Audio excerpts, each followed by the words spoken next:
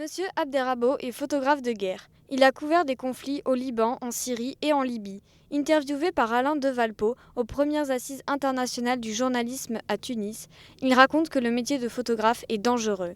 Moi, je pars du principe que dès qu'on fait quelque chose, c'est dangereux. On peut se faire écraser en traversant la rue. Il y a des dizaines de causes de mort.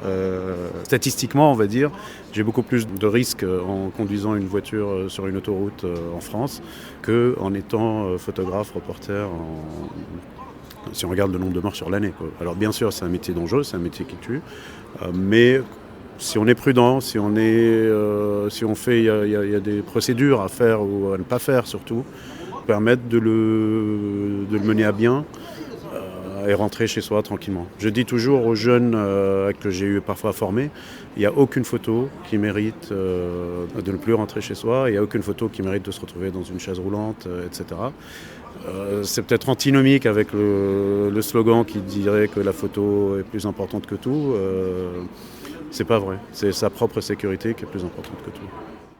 Certains journalistes photographes de guerre ont été formés à ce métier. Amar Abderrabo donne son avis sur les formations pour couvrir des guerres. Moi, personnellement, je n'en ai pas suivi.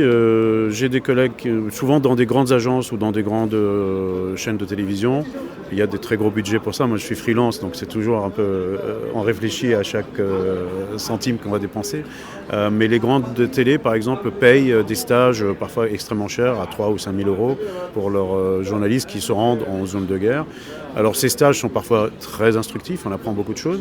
Mais parfois, c'est des trucs un peu de b.a.-ba. Vous savez, c'est comme quand quelqu'un vous dit ou vous vend entre guillemets un conseil sur comment ne pas se faire cambrioler, et à l'arrivée c'est de bien verrouiller votre porte en sortant. Enfin, c'est des choses parfois qui coulent de sens, enfin, qui sont pas extrêmement. Mais c'est vrai que dans certaines situations un peu plus pointues, on peut apprendre. Surtout à gérer son stress, parce que c'est ça qui est difficile parfois, c'est de gérer son stress, de ne pas paniquer, de ne pas péter un câble, quoi. Malgré la concurrence dans ce métier et la dangerosité de celui-ci, Amar reste passionné par le reportage, photo, une vraie vocation.